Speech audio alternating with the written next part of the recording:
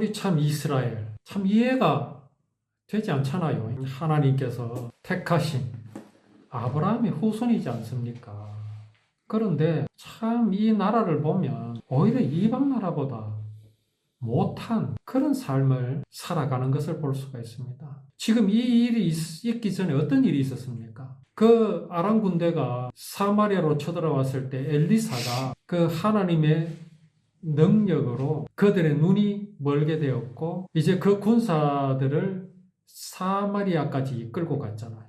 그때 이제 요람 왕이 어떻게 했어요? 이 군사들을 완전히 멸절하려고 했습니다. 그때 엘리사가 뭐라고 그랬죠? 가만두세요. 당신이 사로잡은 거 아니지 않느냐. 그래가지고 오히려 잔치를 베풀어가지고 융숭한 대접을 하고 돌려보냈죠. 그래서 잠시 이스라엘은 평화가 있었습니다. 그때 요람이요 깨달았어야죠. 그렇지 않습니까? 하나님께서 왜 그걸 보여주시겠습니까? 이스라엘을 지키시는 이는 하나님이다. 왕이 아니다. 사람이 아니다.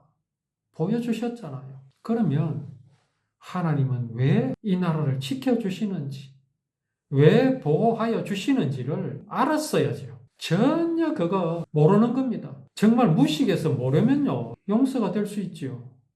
모르니까. 그러나 지금 이 요람의 이 행동, 이 행위는요, 성령을 회방하는 겁니다. 하나님을 믿지 않는 겁니다. 그러니 엘리사를 통해서 보여주신 것으로 여기 이스라엘 왕은 아무것도 깨닫지 못하는 겁니다. 그러니 또 당하죠. 그 자기 백성이 말이지 너무 굶주림에 그 굶주림을 이겨내지 못해서 자식을 삶아먹는 그런 이야기를 듣자 옷을 찢죠. 하나님 앞에 회개하는 모습이 아니고 성질을 못 이기는 겁니다.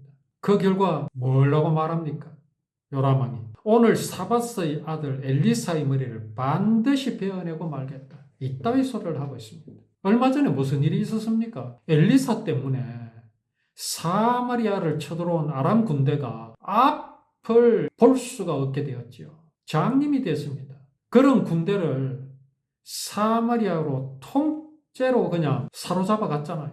이건 하나님께서 하신 것이니 당신은 이 사람들을 죽일 자격이 없다. 그래서 돌려보내는 일이 있었잖아요. 그런 엘리사를 향하여 뭐라고 말합니까? 엘리사의 머리를 반드시 베어버리겠다. 그런 모든 일들을 통해서 왕은 아무것도 깨닫지 못하고 있는 겁니다. 왕이 이제 엘리사에게 사람을 보내죠. 저 엘리사의 머리를 벨 것이라고. 이게 단지 엘리사를 미워하는 게 아닙니다. 요람 왕이 엘리사의 정체를 모르고 이런 말을 한다면 그건 그냥 사람과 사람 간에 있는 일이죠. 그런데 이스라엘 왕이 엘리사를 모릅니까? 얼마 전에 있었던 일이 있었잖아요. 엘리사가 하나님의 선지자라는 것을 이스라엘 왕은 잘 알고 있습니다. 잘 알고 있습니다. 모르지 않습니다. 율법을 언약으로 알고 율법을 하나님께서 반드시 이루실 구원임을 전하는 엘리사. 그 엘리사를 이스라엘 왕은 잘 압니다. 그런데 그런 엘리사를 죽이려고 한다? 이거는 누구를 향한 도전입니까? 엘리사를 미워하는 게 아니라 지금 이스라엘 왕은요, 엘리사를 믿는 하나님을 미워하는 겁니다. 그리고 율법이 언약이라는 것을 듣기 싫어하는 겁니다. 왜 이런 마음이 생길까요? 왜 이스라엘 왕은 이렇게 하나님을 싫어하며 하나님 믿는 사람을 싫어할까요? 그게 무슨 마음입니까? 그게 바로 사람의 본성입니다. 내가 하나님이다. 이스라엘은 내가 다스리고 내가 주인이고 내가 왕이다. 하나님의 나라가 아니다. 하나님이 택한 백성이 아니다. 이스라엘은 내가 왕이며 내가 지켜야 한다. 여기에 하나님은 끼워 넣지 말라 이겁니다. 이스라엘은 우리 조상 아브라함에게 언약하신 것을 이루신 나라다. 창세기 15장에서 아브라함의 후손을 타국에서 400년 동안 살게 하시면서 그 후손을 바다의 모래와 같이 하늘의 별과 같이 번성하게 하시겠다. 그리고 그 후손을 아브라함에게 약속하신 땅 가나안으로 돌아오게 하시고 여기에 나라를 세워주시겠다고 하신 그 하나님의 언약을 이스라엘 왕은 싫어하는 겁니다. 하나님 두기를 싫어하는 겁니다. 이스라엘의 하나님 두기를 싫어합니다. 자기 마음에 하나님 두기를 싫어하는 겁니다. 율법이 언약이 아니라면 이스라엘을 하나님께서 지켜주실 이유가 없습니다. 가치가 없습니다. 그렇지 않습니까? 하나님이 그렇게 하시게끔 지금 이스라엘 왕은 바라가고 있습니다. 그런 이스라엘 왕의 생각을 방해하는 사람이 누굽니까? 그가 바로 엘리사입니다. 율법이 언약인 것이 싫다는 거죠. 율법이 왜 언약이냐? 거기에 지키게 하신 모든 착한 것은 사람이 지켜야 할 도리고 얼마든지 지켜낼 수 있다. 내가 할 수 있는데 그게 무슨 언약이냐? 여기에 하나님이 왜 끼어드느냐? 이겁니다. 그렇게 율법을 싫어하는데 하나님이 이스라엘을 지켜주실 이유가 있습니까? 없지요. 이러한 이스라엘 왕의 생각을 엘리사가 아니라고 말하거든. 그러면 이스라엘 왕은 왜 그렇게 율법이 언약이 아니라고 말하고 그렇게 지키고 싶어 하겠습니까? 하나님이 이 땅의 주인이신 것을 물리치려고 하는 겁니다. 자기가 이 나라를 차지하려고 하는 겁니다. 하나님이 주인이 되시고 하나님이 왕이 되시면 자기는 설 자리가 없기 때문에 오로지 이 나라는 내가 지켜내고 내가 이루어 나가고 내가 높임을 받고 그 마음입니다. 이사야 14장에 이런 이스라엘 왕의 마음을 아주 잘 묘사한 말씀이 있습니다. 그건 이제 하나님께서 바벨론 왕입니까? 14장에 이런 말씀이 있습니다. 이제 여호와께서 바벨론 왕에 대하여 이사야 선지자를 통해서 이렇게 말씀하라 하십니다.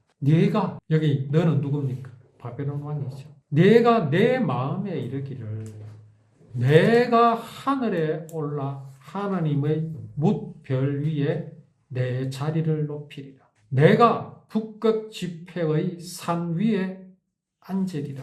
가장 높은 구름에 올라가 지극히 높은 이와 같아지리라 하는도다. 누가요? 바벨론 왕이. 바벨론이 어떤 나라입니까? 세계를 제패한 나라입니다. 무서울 것이 없는 나라입니다. 바벨론이 유명한 고대 국가 아닙니까? 그런 나라의 왕이 되었으니 어떤 생각을 하겠습니까? 자기가 하나님이라. 내가 하나님이다. 내가 가장 높은 구름 위에 올라가서 지극히 높은 이와 같아지리라. 이게 누구 말입니까? 바벨론 왕의 말인데 이 바벨론 왕은 누구의 말을 지금 받아서 하는 겁니까? 그게 바로 사단입니다. 사단이 뭐라 그랬죠? 사람에게 그것을 먹는 날에는 네 눈이 밝아져 하나님과 같이 되리라. 그 본성으로 하는 말입니다. 완전히 사단에게 사로잡혀서 사단의 말을 하고 있는 겁니다. 또 이런 이야기가 어디 있었습니까? 바벨탑을 쌓을 때 그랬잖아요. 인간의 과학이 발달했습니다. 하나님만이 만들 수 있는 돌을 사람이 만들게 됐습니다. 옹기벽돌이었어요. 전에는 그냥 흙을 물에 이겨가지고 벽돌로 만들어 말려가지고 그것으로 담을 쌓았죠. 벽을 쌓았습니다. 그런데 그것은요, 비가 오고 바람이 불면 다 씻겨 내려가죠. 그런데 사람이 어느 정도로 발달했습니까? 그 벽돌을 불에 구우니까 옹기벽돌이 됐습니다. 세라믹입니다. 이게 물에도 씻기지 않고요. 그걸 또 역청, 시멘트에 발라서 같이 담을 쌓으니까 물에 씻기지 않아요. 바람이 불어도 끄떡이 없어요. 무슨 생각하겠습니까? 우리가 하나님입니다. 하나님이 할 수 있는 거 우리가 할 수 있다. 이 대를 높이 쌓아가지고 하늘에 닿게 하자. 지금 이스라엘 왕의 마음이 그런 겁니다. 뭐 좀 되니까 뭐라고 하고 있습니까? 하나님 물러가십시오. 이 나라는 하나님 거 아닙니다. 하나님 개입하지 마십시오. 이 나라는 내가 주인입니다. 지금 그겁니다. 그걸 방해하는 사람이 엘리사거든요. 이게 얼마나 믿겠습니까? 권력이란 건 마약과 같습니다. 그 꼴랑 권력, 그게 뭐라고? 이스라엘을 내 것이라 주장하고 내 권력이라고 하는 그것을 방해한다고 생각하는 겁니다. 엘리사가 그 장로들과 말하고 있는데 왕이 보낸 심부름꾼이 왔지요. 엘리사를 죽이려고 해요. 왜? 내가 이 나라의 왕이라고 하는데 그걸 방해하니까. 우리 마음에 이런 이스라엘 왕과 같은 마음이 있다는 겁니다. 그걸 우리는 본성이라고. 무슨 본성입니까? 사람이 하나님과 같이 될 수 있다고 하는 그 사단의 말을 마음의 신념으로 삼아요. 그래서 하나님이 잘 믿어지지 않고 하나님 믿는 것이 어렵고 어색하고 그런 거 막 복음에 충만해서 그 복음을 누릴 때는 없는 것 같이 보입니다. 그러나 없어진 거 아닙니다. 항상 경계해야 됩니다.